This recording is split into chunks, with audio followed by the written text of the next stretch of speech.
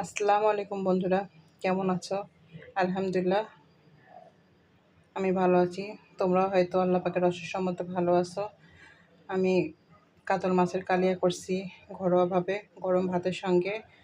কাতল মাছের কালিয়াটা খুবই ভালো লাগবে। এই রেসিপিটা ট্রাই করে দেখবে তোমরা। আমার রেসিপিটা যদি তোমাদের কাছে ভালো লেগে থাকে অবশ্যই লাইক, কমেন্ট, শেয়ার করবে। আর যারা আমার চ্যানেলটি সাবস্ক্রাইব করেছো প্লিজ আমার কমিউনিটিতে লেটার দেবে, আমি সময় মতো ব্যাক দিব। আর যারা আমার চ্যানেলটি সাবস্ক্রাইব করে আমাকে এত দূরে এগিয়ে নিয়ে আসছো তাদেরকে অসংখ্য অসংখ্য ধন্যবাদ। তো দেখতে থাকো আমি কাতল মাছের কালিয়াটা কিভাবে তৈরি করলাম। বন্ধুরা, আমি আজকে কাতল মাছের কালিয়া করব। এখানে আমি 6 পিস মাছ নিয়েছি।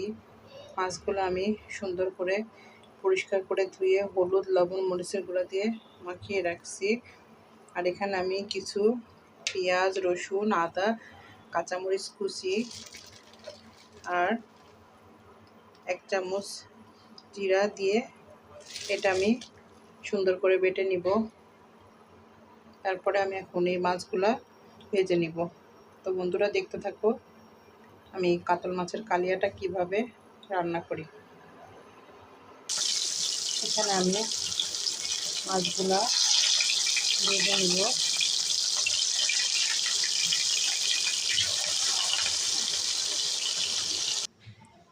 এখানে আমার মাছগুলা ভাজা হয়ে গেছে। এখন আমি বাকি তেলের মধ্যে একটা তেজপাতা, একটা এলাচ, একটা দারচিনি দিয়ে দিব। তারপর আমি যে মশলাটা বেটেছিলাম সেটা দিব। এখানে মশলাগুলো পুড়ে যেন না যায় আমি সামান্য পানি দিয়ে দিচ্ছি।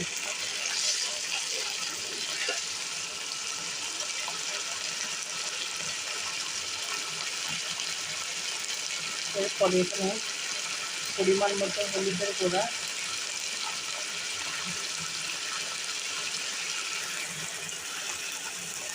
পরিমাণ মতো লাল মরিচের গুঁড়া দিয়ে আমি মশলাটা সুন্দর করে কষিয়ে নিব, যেন আদা, রসুন, পেঁয়াজ, কাঁচামরিচের কিছু গন্ধ না থাকে।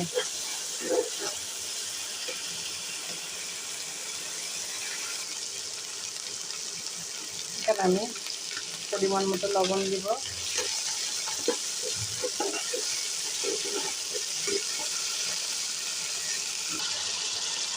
আমার মশলাগুলো এখানে কষানো হয়ে গেছে। আমি এখন এক এক করে মাছগুলো দিয়ে দিব।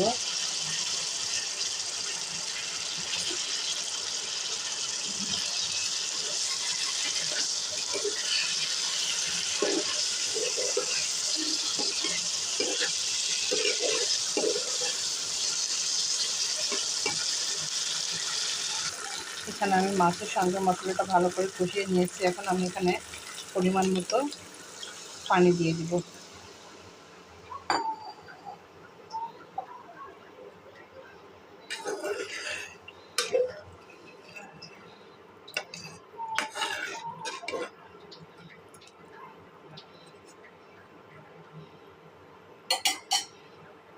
তো বন্ধুরা, আমার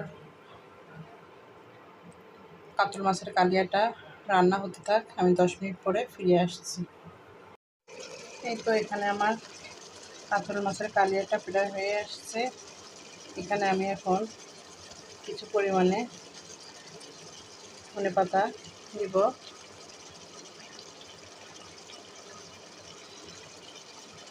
আর আমি এখানে পরিমাণ মতো একটু চিনি দিব।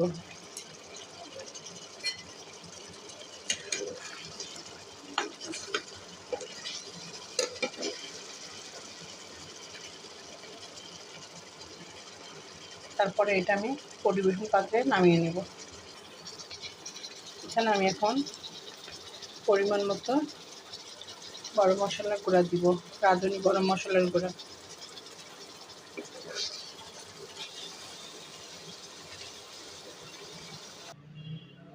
এই তো আমার কাতল মাছের কালিয়াটা কমপ্লিট। তো বন্ধুরা, আমি ঘরোয়াভাবে কাতল মাছের কালিয়া রেসিপিটা তৈরি করে নিলাম। এখানে আমি কাঁচামরিচ দিয়ে ডেকোরেশন করে নিয়েছি। আল্লাহ হাফেজ, আসসালামু আলাইকুম।